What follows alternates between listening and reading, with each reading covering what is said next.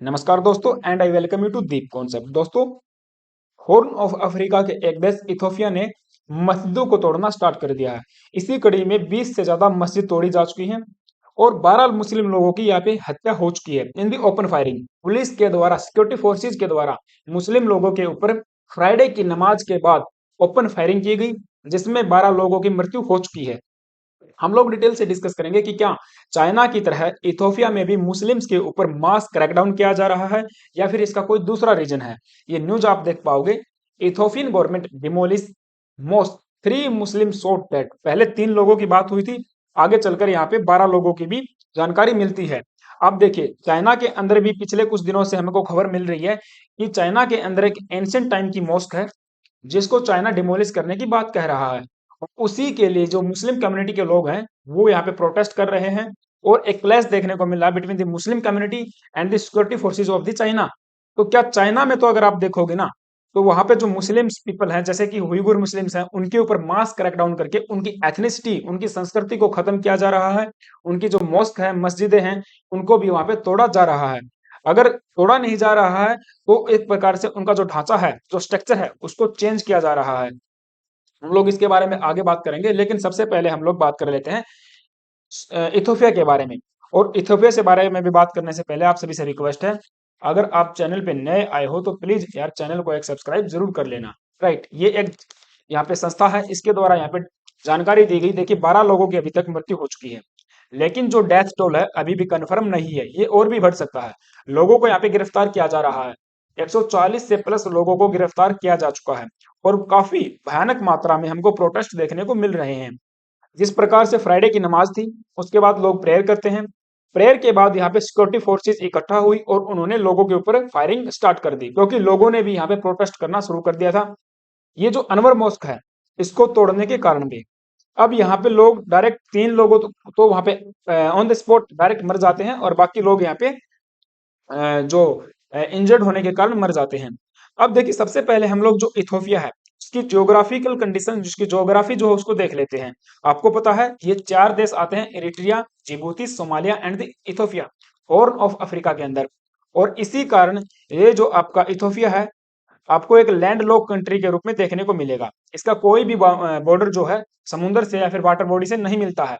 इधर आपको Indian ocean मिलेगा, इधर आपको गल्फ ऑफ एडन मिलेगी।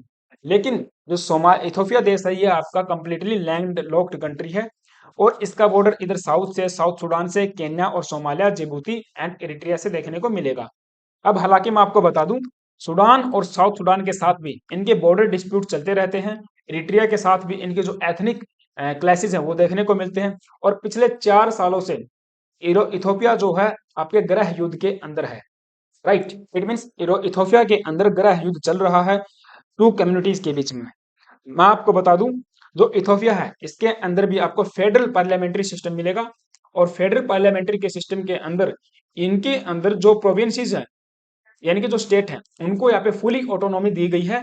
वो आपकी खुद की आर्मी रख सकते हैं, इसके साथ साथ अपनी अपनी जो फॉरेन पॉलिसीज हैं उनको यहाँ पे डेवलप कर सकते हैं, बना सकते हैं।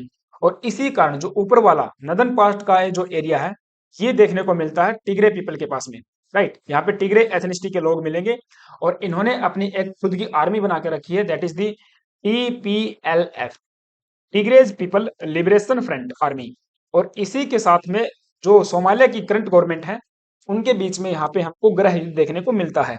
हालांकि थोड़ी सी और हम लोग पॉलिटी की बात करेंगे, लेकिन उससे पहले समझ लेते हैं इसकी एथनिसिटी के बारे में। यहाँ पे सबसे ज्यादा जो बड़े ग्रुप हैं आपको लैंग्वेज के आधार पर मिलेंगे। ओरोमेटिक जो फैमिली है, ओरोमेटिक लैंग्वेजिक फैमिली, उसके जो लोग हैं सबसे ज्यादा ओरोमिया लोग देखने को मिलेंगे। ये पूरा रीजन ओरोमिया लोगों से भरा हुआ है। राइट, दूसरा फिर सोमालिया, लेकिन दूसरे नंबर पे आपको अम्हारा लोग मिलेंगे और तीसरे नंबर पे टिग्रे लोग मिलेंगे। एथनिसिटी के आधार पर ये लैंग्वेज की एथनिसिटी है। राइट, जो लोग लैंग्वेज बोलते हैं। दूसरा यहाँ पे जो रिलीजन के आधार पर अगर आप देखोगे तो आपको सबसे ज्यादा ऑर्थोडॉक्स मीन्स क्रिश्चियन देखने को मिलेंगे। दूसरे नंबर पे आपको इस्लाम यानी कि मुस्लिम, और मुस्लिम में भी सुन्नी मुस्लिम देखने को मिलते हैं। और तीसरे नंबर पे यहाँ पे पेंटेकोस्टल मुस्लिम्स देखने को मिलते हैं 22.8%, ये भी क्रिश्चियन ही आप लगा लीजिए। तो अगर आप देखोगे रिलीजन के आधार पर एक अलग प्रकार से इनका डिविडेशन देखने को मिलेगा और यहाँ पे जो लैंग्वेज है उसके आधार पे अलग तरीके से देखने को मिलेगा। लैंग्वेज में सबसे ज्यादा ओरोमो पीपल आपको देखने को मिलेंगे। और सरकार की अगर हम बात करें, देखिए 2018 के बाद, 2018 से पहले सबसे ज्यादा रिप्रेजेंटेशन यहाँ पे टिग्रे पीपल्स का था, राइट। टिग्रे पीपल्स की तीसरे नंबर पर आते हैं, सबसे ज्यादा ओरोमो पीपल है, लेकिन फिर भी सरकार में सबसे ज्यादा बड़ा हाथ टिग्रे पीपल्स का था। लेकिन 2018 के बाद में यहाँ पे सिनेरियो चेंज हो जाता है, सरकार चेंज हो जाती है। अबे अमी जो अबे अमी अली अहमद हैं, ये सरकार में आते हैं। ये आपको पता है एक मुस्लिम फैमिली से बिलोंग करते हैं, हालांकि मुस्लिम थे पहले, इनके पिताजी मुस्लिम थे, बाद में ये जो है क्रिश्चियन बन जाते हैं, राइट। तो क्रिश्चियन है लेकिन ओरोमो से हैं, अगर एथनिसिटी इनको देखोगे तो ओरोमो हो जाएगी। अब इसी के कारण यहाँ पे सबसे ज्यादा वर्तमान में रिप्रेजेंटेशन आपको ओरोमोज का देखने को मिलता है। और इसी के कारण जो टिग्रे पीपल हैं, इन्होंने प्रोटेस्ट करना स्टार्ट कर दिया कि क्योंकि स्टेप बाय स्टेप धीरे धीरे यहाँ पे जो अभी अहमद हैं, उन्होंने क्रैकडाउन स्टार्ट कर दिया था टिग्रेज लोगों के ऊपर। तो एक यहाँ पे एथनिसिटी के बीच में भी हमको क्लैशेस देखने को मिलते रहते हैं। जैसे एग्जाम्पल के लिए मैं आपको बता दूं, तो अभी अहमद है, ये आपके एक इनके जो पिताजी हैं मुस्लिम थे, लेकिन लैंग्वेजिक एथनिसिटी के आधार पर वो ओरोमो थे, और रिलीजन के आधार पे मुस्लिम थे। इसी प्रकार इनकी माँ एक क्रिश्चियन थी, लेकिन लैंग्वेज के आधार पर ओरोमो थी। इसी प्रकार ये जो हैं आपके एक जो अभी अहमद हैं, क्रिश्चियन होंगे, लेकिन लैंग्वेज के आधार पर ओरोमो आपको देखने को मिलेंगे, राइट। तो यहाँ पे हमने देखा कि सिविल वार के तहत भी दो कम्युनिटीज के बीच में, दो एथनिटिक ग्रुप्स के बीच में यहाँ पे प्रोटेस्ट हो रहे हैं और गृह युद्ध चल रहा है। लेकिन सबसे ज्यादा अगर आप देखोगे, सरकार में रिप्रेजेंटेशन वर्तमान में आपको ओरोमो लोगों का मिलेगा, साथ में मुस्लिम लोगों का। रिलीजन के आधार पर भी आपको देखोगे तो जो लीडर्स हैं और जो मंत्री वगैरह हैं, वो आपको मुस्लिम्स देखने को मिलते हैं। सबसे ज्यादा आपको क्रिश्चियन मिलेंगे, दूसरे नंबर पर मुस्लिम्स देखने को मिलेंगे सरकार के अंदर भी। तो यहाँ पे सरकार का ये कहना है कि देखिए, जो मस्जिद यहाँ पे तोड़ी जा रही है, चाहे फिर वो अनवर मस्जिद हो या फिर कोई दूसरा यहाँ पे स्ट्रक्चर हो, दूसरी जो प्लेसेस हैं बिल्डिंग वगैरह, उनको भी यहाँ पे तोड़ा जा रहा है। वो यहाँ पे कोई भी मुस्लिम्स के ऊपर क्रैकडाउन करने का पार्ट नहीं है, या फिर मुस्लिम की जो एथनिसिटी है उनको कम करने के लिए हम लोग नहीं तोड़ रहे हैं, राइट। आपको मैं बता दूं, ये जो अनवर मॉस्क है, ये एडिस अबाबा के अंदर आपको देखने को मिलेगी, जो कि राजधानी है इथोपिया की। और उसी के आसपास ये बिल्डिंग आपको मिलेगी। बहुत ही पुरानी बिल्डिंग बताई जाती है, मॉस्क बताई जाती है, इसीलिए यहाँ पे लोग प्रोटेस्ट कर रहे हैं। सरकार का ये कहना है कि देखिए, हम लोग यहाँ पे बना रहे हैं एक सागर सिटी। सागर सिटी मीन्स एक आप कह लीजिए कि स्मार्ट सिटी के रूप में आप इसको जान सकते हो। तो एडिस अबाबा के पास में ही एक सागर सिटी का डेवलपमेंट निर्माण किया जा रहा है सरकार के द्वारा। इट मीन्स अर्बनाइजेशन किया जा रहा है एडिस अबाबा का। और इसी अर्बन प्लानिंग प्रोजेक्ट के तहत जो भी स्ट्रक्चर इस एरिया में आता है चारों तरफ, चाहे वो कोई मॉस्क हो, किसी का घर हो, कोई और बिल्डिंग हो, कोई रेस्टोरेंट हो, कोई स्कूल हो, उन सबको यहाँ पे सरकार के द्वारा डिमोलिश किया जा रहा है। और इसी कड़ी में 20 से भी ज्यादा मस्जिद इस रास्ते में आती हैं और जिनको डिमोलिश कर दिया जाता है। लेकिन सबसे बड़ा क्लैश हमको देखने को मिलता है अनवर मस्जिद के कारण, क्योंकि ये बहुत पुरानी बिल्डिंग बताई जाती है इसीलिए, राइट। तो सरकार का यही कहना है फिलहाल के लिए कि हम लोग मुस्लिम्स के ऊपर कोई भी क्रैकडाउन नहीं कर रहे हैं। जो अर्बनाइजेशन प्लान है, उसके अगर रास्ते में कोई बिल्डिंग आएगी तो उसको तोड़ना जरूरी हो जाता है, राइट।